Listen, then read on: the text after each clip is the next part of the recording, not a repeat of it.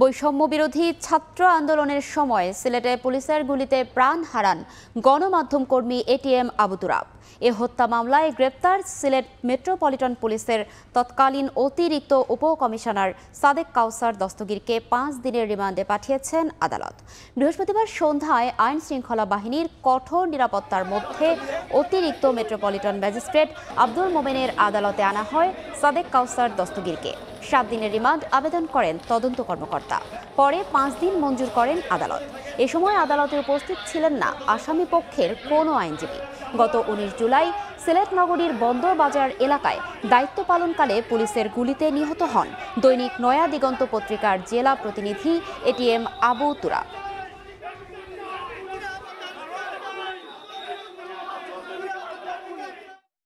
আমরা বলেছি এই আসামির সাথে পুলিশে কে কে জড়িত ছিল এবং কার নেতৃত্বে উনি গুলি করেছেন, উনি সরাসরি গুলি করেছেন এবং ছাত্রলীগ যুবলীগের নেতাকর্মীরা সেখানে ছিল, কে কে ছিল তাদের নাম রাষ্ট্রে জানা দরকার। আসামিরা দম্ভ করে পুলিশের অত্যন্ত ঊর্ধ্বতন কর্মকর্তা হওয়ার পরে এরা গ্রেফতার অ্যাভয়েড করে দীর্ঘদিন এই মামলায় গ্রেফতার হননি।